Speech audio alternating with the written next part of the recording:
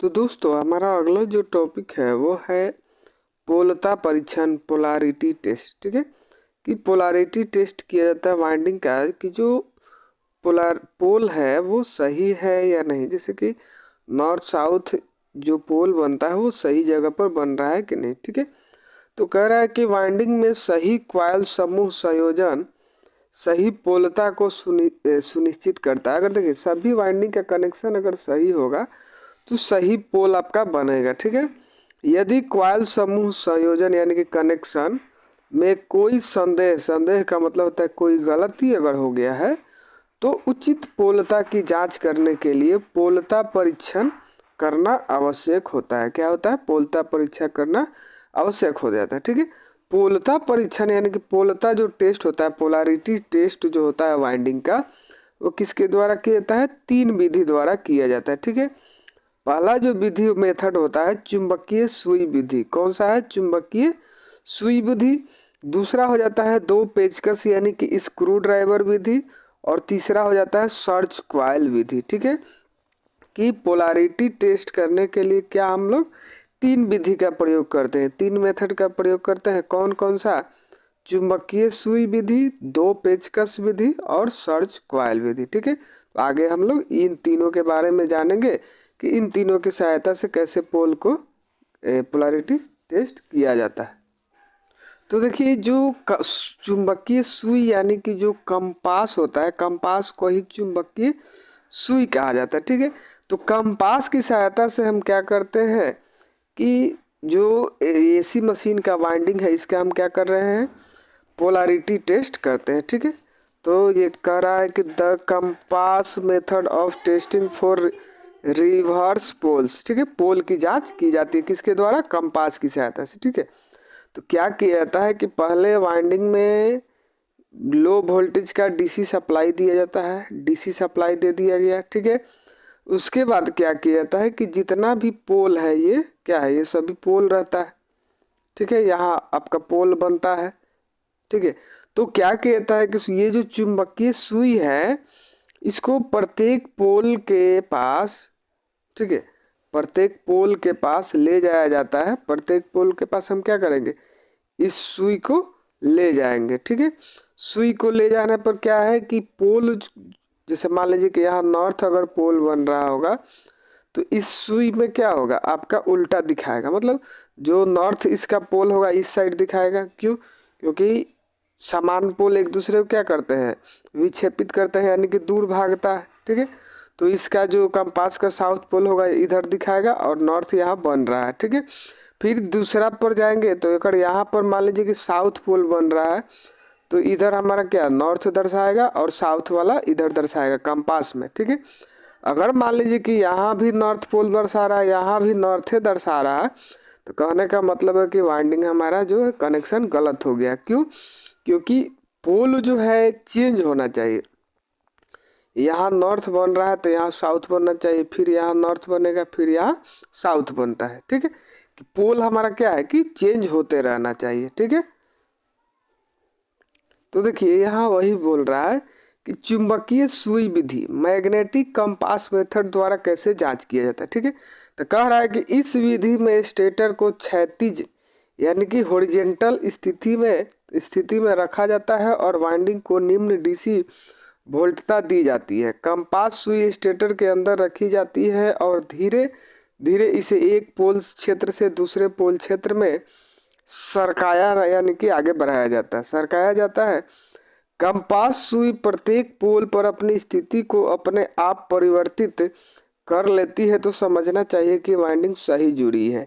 यदि 2 पास पास वाले पोल के बीच कंपास सुई की दिशा समान रहती है तो यह संकेत है कि पोल गलत जुड़ गया है। ठीक है, कि वही बताया है कि जैसे मान लीजिए कि जो पोल बन रहा है, मान लीजिए यहाँ नॉर्थ बना तो यहाँ साउथ बनना चाहिए। ठीक है, फिर यहाँ साउथ बन रहा है तो यहाँ नॉर्थ, मतलब पोल बदलते रहना चाहिए। अगर 2 जगह मान लीजिए कि नॉर्थ और नॉर्थ ही पोल बन रहा है, अगर 2 पास पास वाला पोल, तो वो गलत है। ठीक है, तो इसकी हम लोग जांच कर लेते हैं चुंबकीय सुई विधि द्वारा। ठीक है, हमारा जो अगला मेथड है, ठीक है, 2 स्क्रू ड्राइवर वाला, कि 2 पेचकस की सहायता से हम क्या करते हैं, पोलैरिटी टेस्ट करते हैं। ठीक है, इसमें क्या किया जाता है, दो पेचकस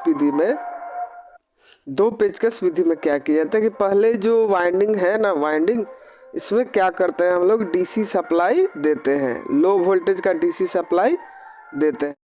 अगला हमारा जो मेथड है वो दो स्क्रू ड्राइवर मेथड है। क्या है, दो स्क्रू ड्राइवर। स्क्रू ड्राइवर का मतलब होता है, स्क्रू ड्राइवर यानी कि पेचकस। ठीक है, पेचकस, जैसे कि यहाँ पर आप देख सकते हैं, ये क्या है, मशीन का स्टेटर है।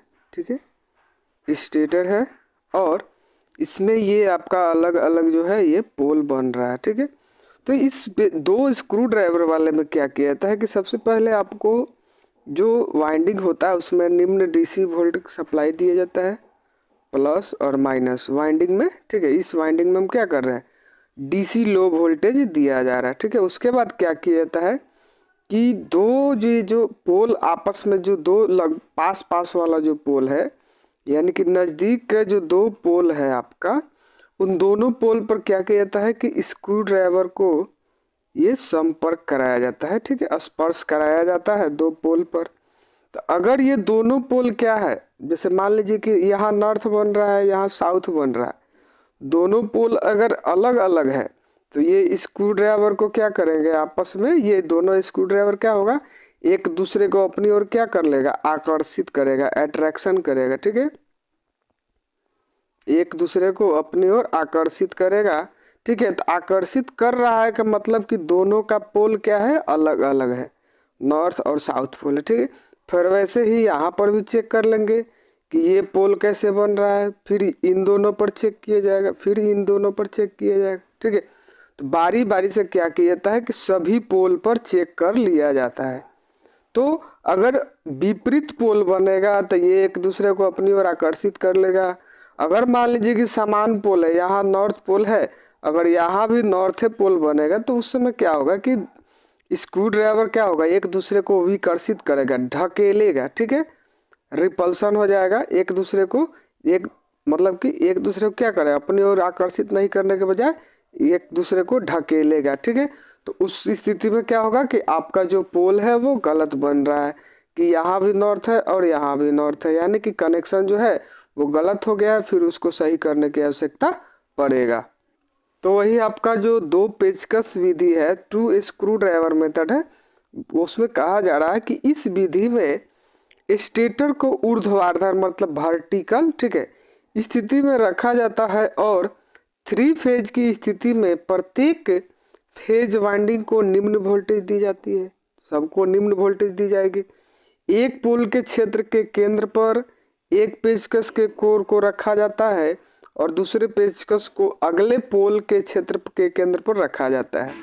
यदि पास पास वाले पोल में पोलता सही है तो पेचकस क्या होगा, एक दूसरे को आकर्षित करेगा एक दूसरे को। ठीक है, यदि पोलता गलत है तो पेचकस एक दूसरे को विकर्षित करेंगे। ठीक है, यदि यह पाया जाता है कि एक पोल की पोलता गलत है तो इसे ठीक करने के लिए उस क्वाइल समूह की दो लीड को उल्टा जोड़ा जा सकता है। ठीक है, उल्टा जोड़ा जा सकता है कहने का मतलब, देखिए क्या है कि मान लीजिए कि ये जो क्वाइल है इसका पोल जो है गलत बन रहा है। ठीक है, इस क्वाइल का, तो क्या कीजिएगा कि ये एक है और एक ये इसका क्या है, लीड है, तो इन दोनों लीड को आपस में बदल दिया जाएगा, कि यानी कि ये जो कनेक्शन है यहाँ से कर दिया जाएगा और ये जो कनेक्शन है यहाँ से हो जाएगा। ठीक, इस स्थिति में क्या होगा कि इससे करंट के प्रवाह का दिशा बदल जाएगा। पहले क्या है, करंट इस दिशा से प्रवाहित हो रहा था, जब बदल देंगे तो इस दिशा से करंट का प्रवाह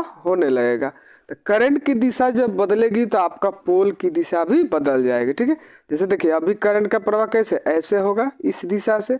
ठीक है, और जब हम बदल देंगे, मान लीजिए कि जब बदल दिया जाएगा कि ये जो कनेक्शन है यहीं से कर दिया जाएगा तो इस दिशा से हो जाएगा।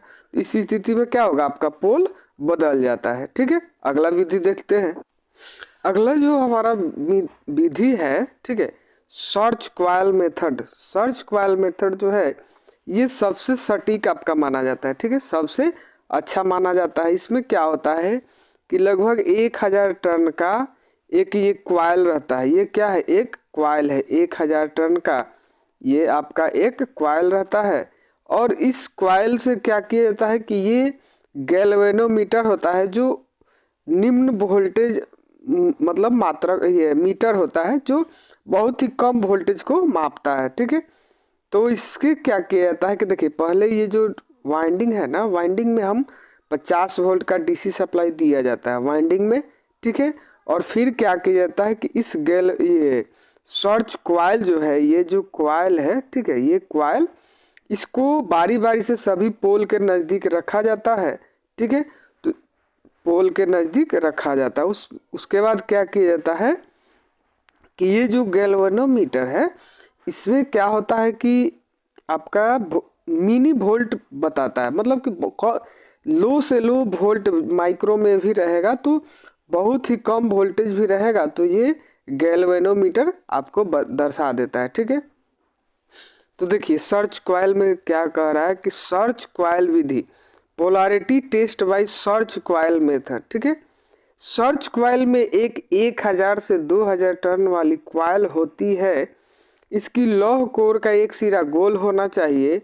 इस क्वाइल को पुनः कुंडलित किए गए स्टेटर के पोल की पोलता ज्ञात करने के लिए उपयोग किया जाता है। कहने का मतलब है कि जो नया वाइंडिंग किया गया है आपका, जो मान लीजिए कि पुराना वाइंडिंग हटा के नया वाइंडिंग हम लोग कर रहे हैं, मोटर हो जनरेटर हो उसके स्टेटर पर, ठीक है, तो उसकी पोलता की जांच करने के लिए, नॉर्थ साउथ पोलता की जांच करने के लिए हम किसका प्रयोग करते हैं? सर्च क्वाइल का प्रयोग करते हैं। ठीक है, सर्च क्वाइल क्या होता है कि एक गोल आपका लौह कोर पर 1000 से 2000 टर्न का वाइंडिंग बनाया हुआ एक क्वाइल है। ठीक है, तो वही कह रहा है कि 1000 से 2000 टर्न वाली क्वाइल होती है। इसकी लौह कोर का एक सिरा गोल होना चाहिए। इस क्वाइल को पुनः कुंडलित किए गए स्टेटर के पोल की पोलता ज्ञात करने के लिए उपयोग किया जाता है। ठीक है, आगे कह रहा है कि सबसे विश्वसनीय विधि में सर्च क्वाइल को शून्य केंद्र वाले वोल्ट मीटर या गैल्वेनोमीटर के साथ उपयोग की जाती है। देखिए शून्य केंद्र कहने का मतलब है जैसे आपका जीरो पर केंद्र जीरो हो गया और फिर इधर भी मात्रक बताएगा इधर भी बताएगा, और जो वोल्ट मीटर का ये पॉइंटर रहेगा जीरो यहाँ है। ठीक है, जीरो 1 2 3 4 इधर माइनस में होगा, इधर क्या होगा माइनस में, और इधर प्लस में 1 2 3 4। ठीक है, गैल्वेनोमीटर में भी सेम ऐसा ही रहता है कि ये आपका हमेशा 1 पर स्थिर रहेगा, 0 पर स्थिर रहेगा। ठीक है, 0 पर मान लीजिए स्थिर रहेगा सीधा, और इधर भी करिएगा तब माइनस, इधर में माइनस इधर में प्लस, मतलब वोल्टेज बताएगा, प्लस में बताए तो चाहे माइनस में बताए। ठीक है, तो इसलिए इसको क्या कहा जाता है कि शून्य केंद्र वाला वोल्ट मीटर। क्यों? क्योंकि इसका पॉइंटर क्या है, 0 पर है मगर शून्य ये आपका सेंटर में रहता है। ठीक है, यदि सर्च क्वाइल को आगे कह रहा है कि यदि सर्च क्वाइल को इस प्रकार बनाया जाए कि इसकी कोर का एक सिरा इसकी वाइंडिंग से उभरा हुआ हो, तो इसके उभरे हुए भाग को प्रत्येक पोल पर रख कर इससे बहुत छोटे स्टेटर की पोल भी ज्ञात कर सकते हैं। ठीक है, इसकी क्वाइल को स्टेटर में प्रवेश कराने की आवश्यकता नहीं पड़ती है। ठीक है, देखते हैं आगे। देखिए कह रहा है ना कि जैसे ये क्वाइल है, ठीक है, क्वाइल के अंदर इसको हम डालते हैं। अगर मान लीजिए कोई छोटा मोटर है उसमें अंदर नहीं डाल के क्या किया जाता है कि जो ये क्वाइल है, जैसे ये क्वाइल है तो ये देख सकते हैं कि इस पर उभरा हुआ भाग ये छोटा सा है। ठीक है, तो उसकी सहायता से भी क्या होता है कि ये जो गैल्वेनोमीटर है उसकी सहायता से भी आपका निम्न वोल्टेज को दर्शा देता है। ठीक है, तो देखिए जैसे मान लीजिए कि जो जिस पोल पर इस पोल पर हम सब पर कराते हैं, तो मान लीजिए कि ये जो 0 से है प्लस की तरफ वोल्टेज बता रहा है, अगले पोल पर जाएंगे तो माइनस की तरफ बता रहा है। तो देखिए एक पोल पर क्या होगा, जैसे नॉर्थ और साउथ पोल है, तो मान लीजिए कि नॉर्थ वाले पोल पर हमारा वोल्टेज इस दिशा में दर्शा रहा था, साउथ वाले पर इस दिशा में दर्शाएगा। फिर अगला में जब जाएंगे तो नॉर्थ होना चाहिए तो इस दिशा में दर्शाएगा। अगर मान लीजिए कि साउथ और साउथ पोल बन रहा है तो दोनों एक ही दिशा में दर्शाएगा, तो कहने का मतलब है कि ये दोनों पोल क्या है, समान है, तो फिर उसकी वाइंडिंग कि को चेक करके और सही किया जाता है। ठीक है, तो आगे हम देखते हैं कि कैसे किया जाता है। कह रहा है कि जैसे ही सर्च कॉइल की कोर पोल के साथ संपर्क करती है, स्विच ऑन करने पर, स्विच ऑन हम किसका कर रहे हैं, डीसी सप्लाई का, गैल्वेनोमीटर दाएं या बाएं तरफ की स्थिति को चौक से पोल पर चिन्ह लगा दे। मतलब जैसे कि गैल्वेनोमीटर जो है ये आपका, ये जो मीटर है आपका कौन सा है, ये गैल्वेनोमीटर है, ये आपका गैल्वेनोमीटर है। ठीक है, गैल्वेनोमीटर में देख सकते हैं ये सेंटर में है 0 पर, इधर जाइए या इधर जाइए। ठीक है, इधर आइए बाएं, इधर आइए दाएं। ठीक है, तो वही कह रहा है कि जैसे मान लीजिए कि ये पोल पर हमारा जो वोल्टेज है ये इस दिशा में दर्शा रहा है या इस दिशा में दर्शा रहा है, आपको क्या करना है, चौक से चिन्ह लगा लेना है। तो ये जैसे गैल्वेनोमीटर जो है ये हमारा क्या है, ये आपका गैल्वेनोमीटर है। ठीक है, जो निम्न वोल्टेज को मापता है। ठीक है, यानी कि समझिए कि ये वोल्टेज की उपस्थिति को दर्शाता है, ये जो गैल्वेनोमीटर रहता है। ठीक है, या मिली वोल्ट मीटर का भी प्रयोग कर सकते हैं जिसमें सेंट्रलाइज पॉइंट हो, जैसे कि ये जो पॉइंट है 0 पर स्थिर रहेगा सेंटर में। ठीक है, इस दिशा में बताएगा प्लस में, इस दिशा में बताएगा माइनस में। ठीक है, इसी के सहायता से सर्च कॉइल का वोल्टेज सर्च कॉइल द्वारा मापा जाता है। ठीक है, तो पहले क्या करते हैं कि ये स्टेटर में हम डीसी सप्लाई दे दिए कितना, 50 वोल्ट का। ठीक है, उसके बाद क्या किया जाता है कि जो सर्च कॉइल है ये कॉइल को पोल के पास रखा जाएगा और फिर यहाँ पर वोल्टेज देखा जाएगा किस दिशा में वोल्टेज आपका दर्शा रहा है। ठीक है, इस दिशा में, राइट साइड में या लेफ्ट साइड में। ठीक है, और बारी बारी से सब में देखा जाता है। ठीक है, बारी बारी से, जैसे ये पोल में चेक कर लिए, फिर ये पोल, फिर ये पोल और ये पोल। ठीक है, सभी पोल में बारी बारी से हम देखेंगे।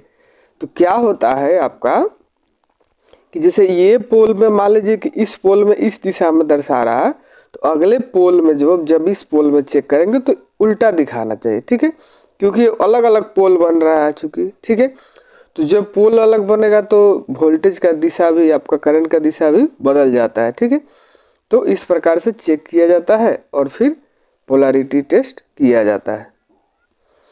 पोलैरिटी टेस्ट के बाद जो हमारा अगला टेस्ट है वो है असंतुलित धारा का परीक्षण। ठीक है, कि अगर मान लीजिए कि हमारा जो मशीन है वो 3 फेज की है, 3 फेज है मशीन। ठीक है, तो उसकी जो तीनों वाइंडिंग है, तीनों वाइंडिंग में क्या है, करंट का मान समान होना चाहिए। ठीक है, तो इसकी जांच हम लोग कर रहे हैं। ठीक है, देखते हैं। तो देखिए क्या किया जाता है कि ये मतलब करंट का संतुलित करंट का मान देखने के लिए कि असंतुलित है कि संतुलित है। ठीक है, कि तीनों फेज में करंट का मान सही है कि नहीं। देखिए क्या किया जाता है, जैसे ये आपका 1 2 और ये 3 है ना, 3। ठीक है, तो ये तीनों, ये मोटर का तीनों जो सप्लाई वायर होता है। ठीक है, तीनों वायर में, ये आपका तीनों वायर में क्या किया गया है कि ये ऑटो ट्रांसफार्मर लगाकर, 3 ऑटो ट्रांसफार्मर की सहायता से क्या है, 3 ऑटो ट्रांसफर, 1 2 और ये 3 ऑटो ट्रांसफार्मर की सहायता से, या समझिए कि 3 फेज ऑटो ट्रांसफार्मर की सहायता से।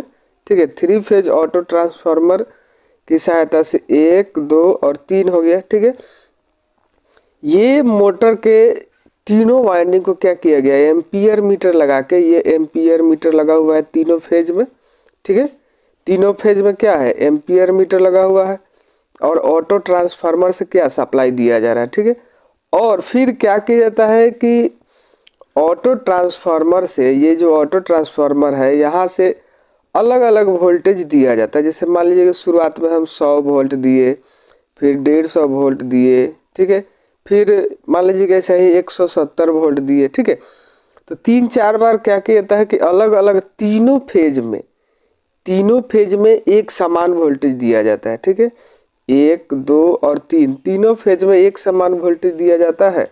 ठीक है, उसके बाद ये तीनों एम्पियर मीटर का करंट रीडिंग देखा जाता है। ठीक है, करंट रीडिंग देखा जाता है, तो करंट रीडिंग जो है तीनों ये फेज का समान होना चाहिए, या 3% मतलब कि आपका ऊपर नीचे यानी कि कम या अधिक हो सकता है। ±3% वेरिएबल हो सकता है।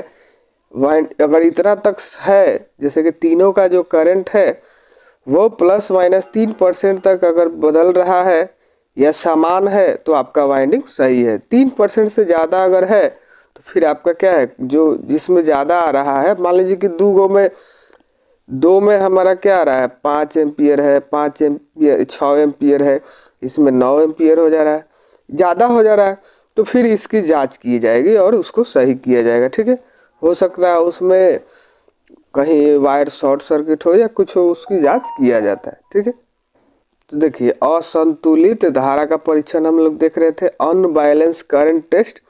इसमें क्या होता है कि 3 फेज वाइंडिंग की स्थिति में स्टेटर को 3 फेज ऑटो ट्रांसफार्मर से कम वोल्टेज दी जाती है, पूर्ण लोड धारा प्रवाहित हो सके। ठीक है, मतलब कि ये कम वोल्टेज दी जाती है जिससे कि पूर्ण लोड धारा यानी कि करंट प्रवाहित हो सके। इस परीक्षण में सभी 3 फेज की मापी गई धारा समान होनी चाहिए। तीनों फेज की धारा समान होनी चाहिए। वाइंडिंग अच्छी होने पर भी ±3% का धारा परिवर्तन स्वीकार है, यानी कि 3% तक की धारा आगे पीछे हो सकती है, तो वो उतना पर आपका वाइंडिंग क्या है, सही है।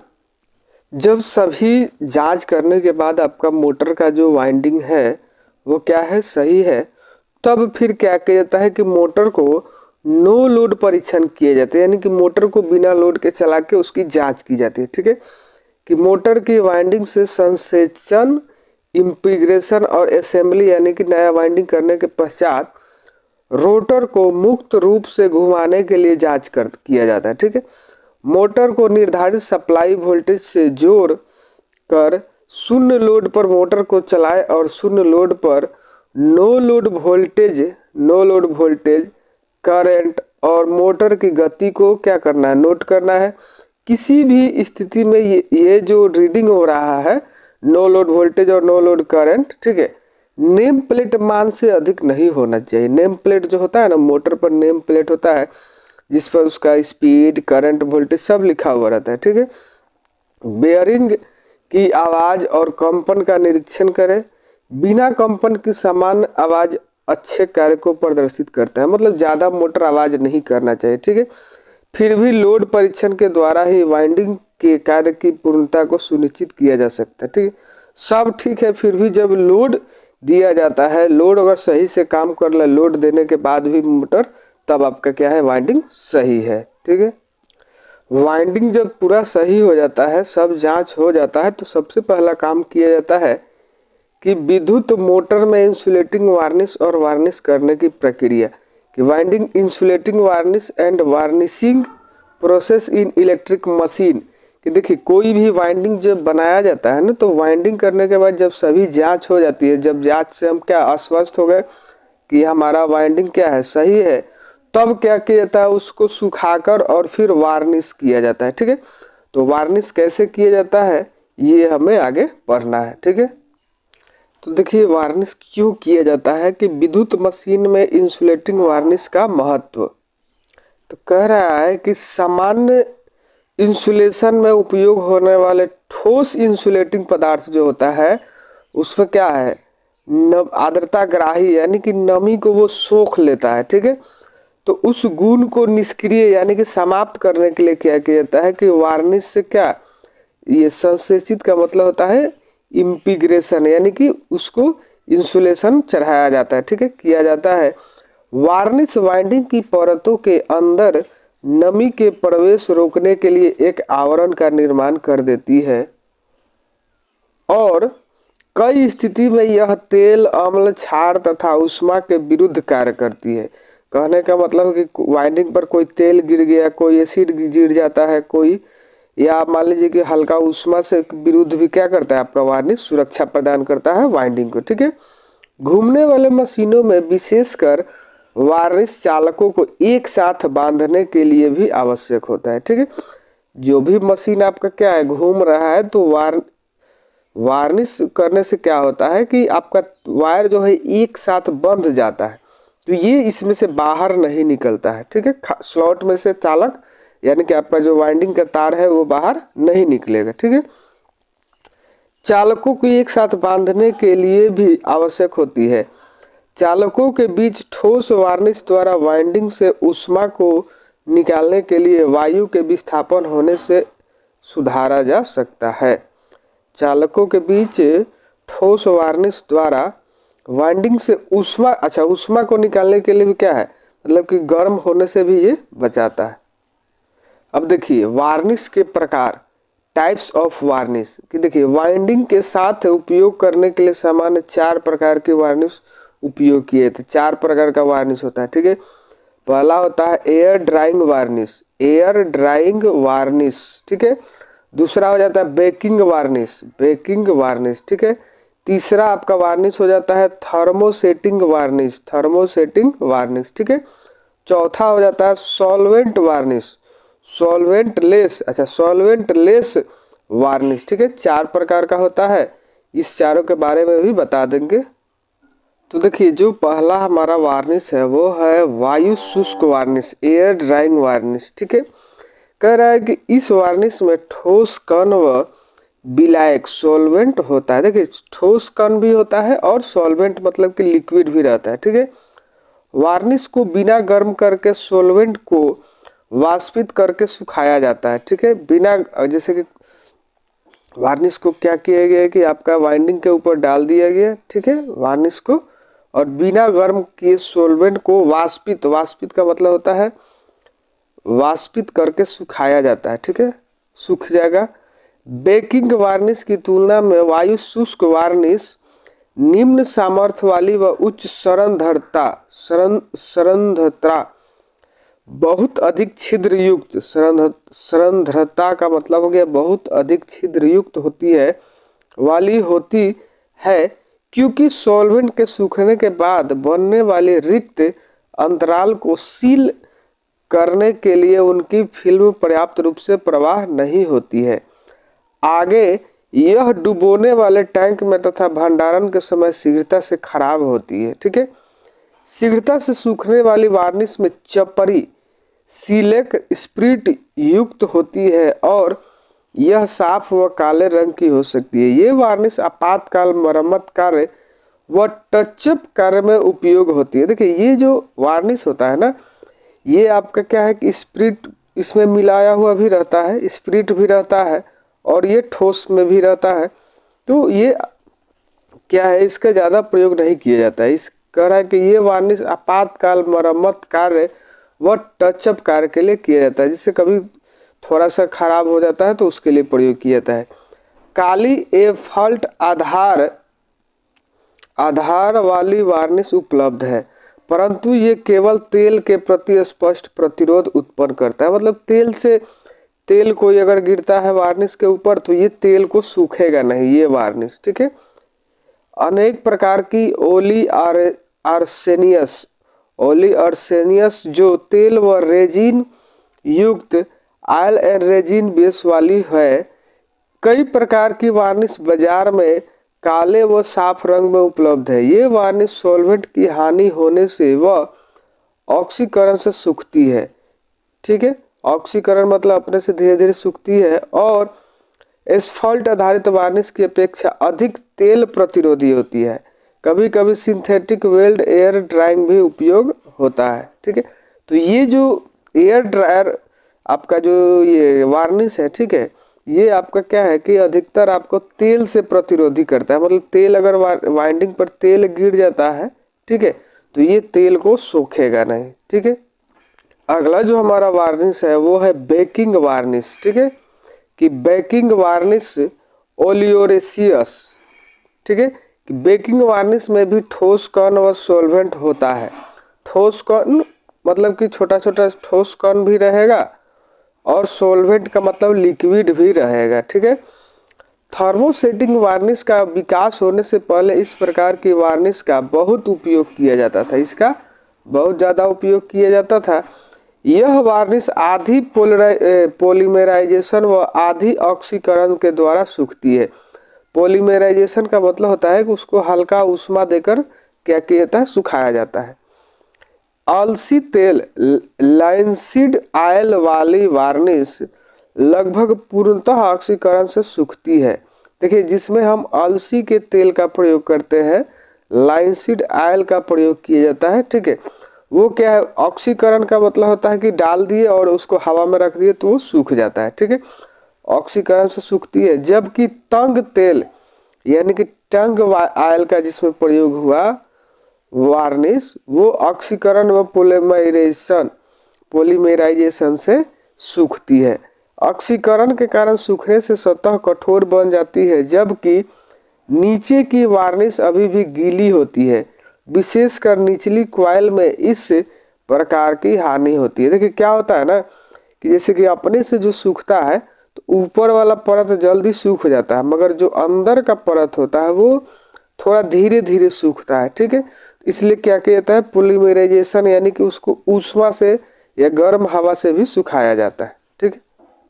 अगला जो हमारा वार्निश है वो है थर्मोसेटिंग वार्निश। थर्मोसेटिंग वार्निश कि देखिए, ये वार्निश जो होता है ये ऊष्मा से कठोर होने वाली साफ कृत्रिम वार्निश होती है, जो कि साधारण बेकिंग वार्निश के अपेक्षा अधिक सुधरी हुई होती है, ठीक है, जो कि कठोरीकरण के लिए ऑक्सीकरण पर निर्भर करती है। ये वार्निश वर्ग बी या तो वर्ग ई के इंसुलेशन के लिए उचित होती है, ठीक है, यानी कि ये वर्ग बी और वर्ग ई के तापमान को सहन कर सकता है, ठीक है, इसको उस ग्रुप में हम रख सकते हैं। तो ये जो थर्मोसेटिंग वार्निश है ये क्या होता है, ऊष्मा से, देखिए ऊष्मा से यानी कि क्या, गर्म हवा से सूखती है, ठीक है। कठोर होने वाली का मतलब है कि जैसे ये लिक्विड में है, अब इसको हम वाइंडिंग पर डाल दिए, अब ये सूखेगा अपने से, धीरे धीरे ज़्यादा टाइम लगता है, तो ऊष्मा यानी कि गर्म हवा से क्या किया जाता है, सुखाया जाता है, ठीक है। जो अगला वार्निश है वो है विलायकहीन वार्निश, सॉल्वेंट लेस वार्निश, ठीक है, कि आधुनिक विकास यह संकेत देता है कि कुछ वर्षों में सॉल्वेंट रहित यानी कि 100% ठोस आ जाएगा। वार्निश व्यापारिक रूप में उपलब्ध हो जाएगी और यह वार्निश कम आयु अभिलक्षणों से मुक्त होगी, यानी कि ज़्यादा दिन तक चलेगा और सॉल्वेंट रहित वार्निश के टैंक डिब्बों में खराब होने से बचेगी। देखिए क्या होता है कि जो वार्निश होता है ना, जो लिक्विड रूप से वार्निश होता है, अगर इसका डब्बा जो है आपने खोल दिया, उपयोग के लिए खोल दिया, तो धीरे धीरे क्या होता है कि इसमें जैसे ही आपका ऑक्सीजन हवा इसको मिलेगा, ये क्या होता है, सूखने लगता है, ठीक है। तो आप अगर इसको डब्बा को खोल रहे हैं और जल्दी से पूरा उपयोग नहीं कर रहे हैं तो ये धीरे धीरे क्या होगा, सूख जाएगा, ठीक है। तो आगे आपको क्या आएगा कि ठोस के रूप में आएगा, जो खुद ठोस है इसको क्या करना पड़ेगा, आपको गर्म करना पड़ेगा, जितना आपको गर्म कर ये उपयोग करना है उतना इससे गर्म कर लीजिए और फिर इसको आप वाइंडिंग के ऊपर डाल दीजिए, हल्का गर्म में ही उसको डाल देना पड़ेगा, ठीक है। ठोस रूप में है, जितना आपका उपयोग है इसमें से काट के हटाइए, उसको गर्म करिए और फिर आप इस पर मतलब कि लेप लगा दीजिए, ठीक है। तो ये कहा जा रहा है कि सॉल्वेंट लेस जो वार्निश होगा वो आगे मिल सकता है। ये तो अलग अलग प्रकार का वार्निश हो गया, ठीक है, मगर अभी हम लोग जो बाजार में देखते हैं, नॉर्मली जो बाजार में आपको वार्निश मिलता है, ठीक है, वो कैसा मिलता है, तो वो हम लोग देखते हैं वो थीनर वार्निश होता है। क्या होता है, थीनर उसमें मिलाया हुआ रहता है, ठीक है, कि थीनर का उपयोग वार्निश की श्यानता यानी कि विस्कोसिटी, ठोस भाग को आवश्यक मात्रा में समायोजित करने के लिए किया जाता है। पूर्णतया मिश्रण बनाकर प्राप्त करने के लिए वार्निश को शीघ्र घोलने के साथ थिनर को धीरे धीरे मिलाना चाहिए। जिससे क्या होता है ना कि जैसे ये ठोस जो होता है उसको गर्म करके और फिर उसमें क्या किया जाता है कि थिनर मिलाया जाता है। थिनर मिलाने से क्या होता है कि जब वाइंडिंग में डालिएगा तो थिनर आपका क्या करेगा, लिक्विड बढ़ा दिया। थिनर आपका क्या है, थिनर डालने से उसका जो लिक्विड है वो बढ़ गया और वो पूरा वाइंडिंग का जो गैप होगा, गैप के अंदर चला जाएगा वार्निश, ठीक है। और थिनर क्या है, एक प्रकार ऐसा आपका जैसे कि स्प्रिट है ये थिनर, ठीक है, कि ये जैसे ही हवा से संपर्क करता है ये सूख जाता है, उड़ जाएगा अपने आप, ठीक है। तो थिनर का चयन करने के लिए वार्निश के निर्माता से विशेष प्रकार के वार्निश के लिए विशिष्ट अनुशंसा प्राप्त करनी चाहिए। ठीक है, वार्निश में थिनर की मात्रा 60% से अधिक नहीं होनी चाहिए। ठीक है, कि जो अच्छा वार्निश होगा, ठीक है, थिनर वार्निश जो होगा अच्छा होगा, उसमें 60% से अधिक आपको थिनर नहीं होना चाहिए। देखिए अगला हमारा टॉपिक है, जब वार्निश किया जाता है ना, तो वार्निश करने से पहले क्या किया जाता है कि पूर्व तापन किया जाता है, प्री हीटिंग किया जाता है वाइंडिंग को। ठीक है, क्या किया जाता है कि वार्निश करने से पूर्व वाइंडिंग परतों के बीच से नमी को बाहर निकालना पूर्व तापन कहलाता है। क्या होता है पूर्व तापन? कि वार्निश करने से पूर्व वाइंडिंग परतों के बीच से नमी को बाहर निकालना पूर्व तापन कहलाता है। ठीक है, कि वार्निश लगाने से पूर्व वाइंडिंग को संपूर्णतः से सुखाने के लिए निम्नलिखित विधियों में से एक को अपनाया जाता है। ठीक है, देखिए अलग अलग विधि द्वारा क्या कहते हैं, जैसे जो वाइंडिंग किया गया है ना, इसमें क्या है कि नमी रह जाता है, उस नमी को सुखाने के लिए क्या किया जाता है कि पूर्ण तापन यानी कि प्री हीटिंग के नियम का प्रयोग किया जाता है।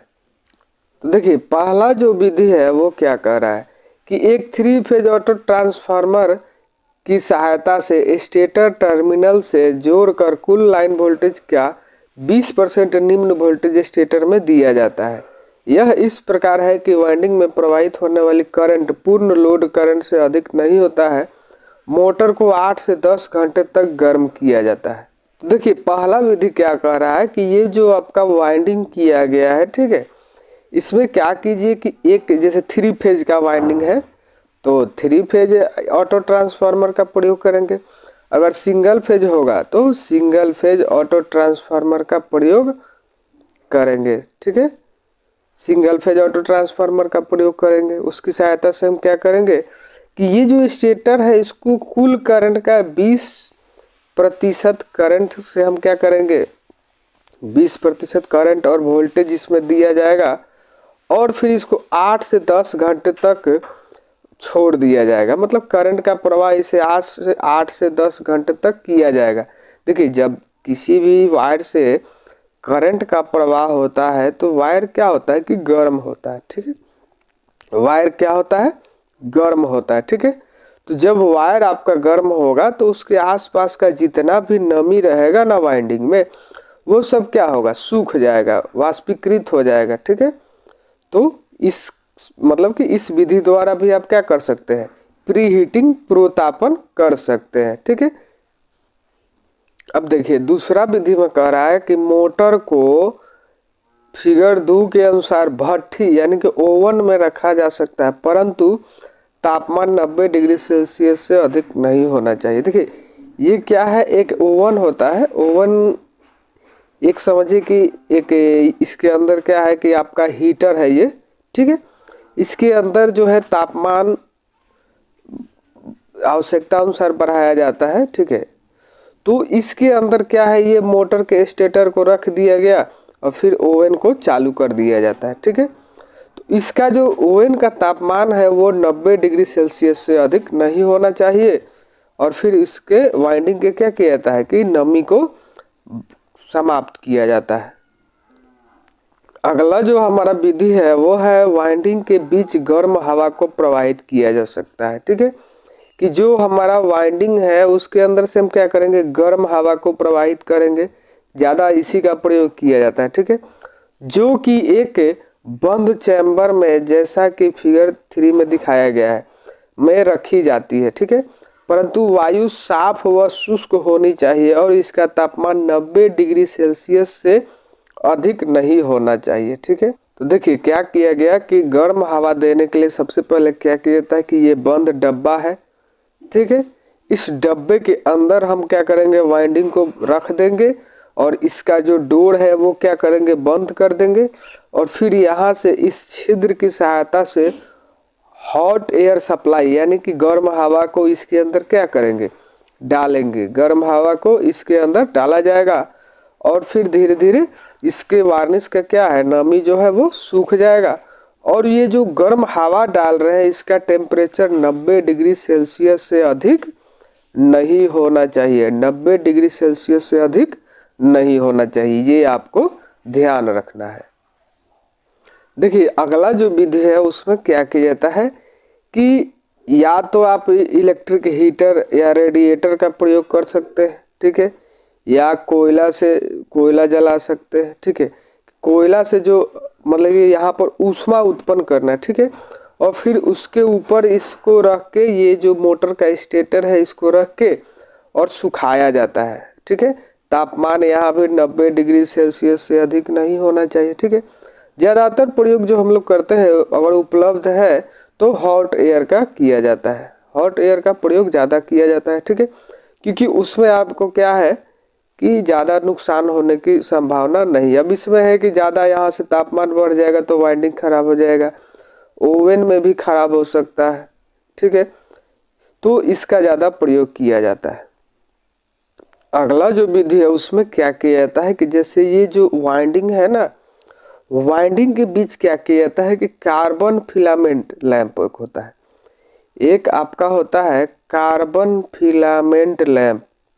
जैसे हम लोग टंगस्टन फिलामेंट लैंप होता है ना, वैसे ही एक कार्बन फिलामेंट लैंप होता है जो प्रकाश कम और ऊष्मा ज़्यादा उत्पन्न करता है। क्या?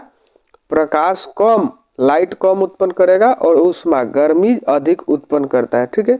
इसका प्रयोग किया जाता है कि ये जो आपका स्टेटर है, स्टेटर के बीच में क्या करेंगे कि ये कार्बन फिलामेंट लैंप को जला के और रखेंगे, ठीक है। मगर यहाँ सावधानी ये बरतना है कि ये जो लैंप है वाइंडिंग से कहीं सटे नहीं तो वाइंडिंग से अगर संपर्क करता है तो वो वाइंडिंग क्या होगा, जल जाएगा, खराब कर देगा वाइंडिंग को, ठीक है। तो ये भी ध्यान रखना है। देखिए यहाँ कह रहा है मशीन के अंदर कार्बन फिलामेंट को रख कर इसका उपयोग संतोषजनक रूप से किया जा सकता है, परंतु यह ध्यान रखना पड़ेगा कि गर्म वाइंडिंग के किसी भाग के साथ संपर्क में न आए, ठीक है।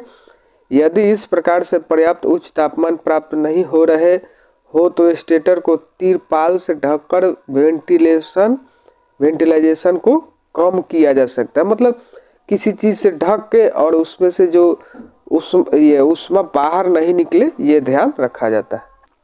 आगे कहा जा रहा है कि सुखाने के लिए उपयोग की गई तापन विधि का लगातार जारी रखना चाहिए, ठीक है, जब तक नमी नहीं सूखता है, तथा प्रयुक्त विधि को सावधानी पूर्वक देखते रहना चाहिए और यह सुनिश्चित करना चाहिए कि वाइंडिंग का तापमान इतना अधिक न हो जाए कि इससे इंसुलेशन को क्षति हो जाए, ठीक है। थर्मामीटर द्वारा मापा जाने वाले वाइंडिंग को सुरक्षित उच्चतम तापमान 90 डिग्री सेल्सियस होता है। 90 डिग्री सेल्सियस से ज़्यादा तापमान नहीं होना चाहिए। इसी समय यह भी ध्यान दिया जाना चाहिए कि तापमान इतना कम भी ना हो कि नमी का प्रवेश पुनः हो जाए, ठीक है। तो दोनों बात की ध्यान देना होता है। जैसे जैसे मोटर गर्म होने लगता है तो इंसुलेशन प्रतिरोध विचारणीय रूप से कम होने लगता है और इंसुलेशन प्रतिरोध न्यूनतम तक पहुंच जाता है और इसके कुछ समय बाद स्थिर रहता है। तो मशीन में नमी के ऊपर निर्भर रहता है। जैसे जैसे शुष्कन प्रक्रिया आगे बढ़ती है तो इसके इंसुलेशन प्रतिरोध क्रमिक रूप से बढ़ने लगता है। देखिए जो वाइंडिंग है उसका इंसुलेशन प्रतिरोध हम लोग क्या करेंगे, मैगर से मापेंगे, ठीक है। इंसुलेशन प्रतिरोध के बढ़ने तक शुष्कन यानी कि जो हम गर्म हवा या किसी भी सहायता से वाइंडिंग को पूर्व तापन कर रहे हैं वो लगातार होनी चाहिए जब तक कि यह 75 डिग्री सेल्सियस पर 1 मेगा ओम प्रति 1000 वोल्ट तक न पहुंच जाए। 1 मेगा ओम 1000 वोल्ट तक जब तक नहीं पहुंच जाता है, ठीक है, आपको उसको वाष्पीकृत करते रहना है, ठीक है, मतलब वाइंडिंग को पूर्व हीटिंग करते रहना है, ठीक है। यह देखने के लिए शुष्कन किस तरह से प्रगति कर रहा है, शुष्कन काल के समय ताप तथा इंसुलेशन प्रतिरोध का पाठ्यांक कम से कम 1 घंटे में एक बार लेना चाहिए। देखिए कि जो इंसुलेशन है उसका हर 1 घंटे पर जांच करते रहना चाहिए मैगर की सहायता से। जहां तक संभव हो मोटर के ताप को स्थिर रखना चाहिए, अन्यथा पाठ्यांक में भ्रम उत्पन्न हो सकता है, ठीक है। मतलब मोटर का जो गर्म किया जाता है उसका तापमान एकदम स्थिर रखना चाहिए। अब देखिए कहा जा रहा है कि वाइंडिंग के पूर्व तापन के बाद यानी कि पूर्व हीटिंग के बाद मशीन को वार्निश करने से पूर्व 60 डिग्री सेल्सियस तक ठंडा करें। जब मान लीजिए कि ये पूर्व हीटिंग हो गया तो फिर वार्निश डालना है, तो पहले उस मशीन को 60 डिग्री सेल्सियस तक क्या करना है, ठंडा करना है। इसका महत्व इसलिए है क्योंकि उच्च तापमान वार्निश परत के साथ बाहरी तरफ को सील करने का प्रयास करेगा। मतलब क्या है कि वार्निश जो है बाहरी बॉडी को भी आपको, मतलब वार्निश सही से सूखेगा नहीं ज़्यादा अगर गर्म रहेगा तो, ठीक है। फिर आगे का जो भाग है वो आगे अगले वीडियो में हम लोग देखेंगे। थैंक यू दोस्तों।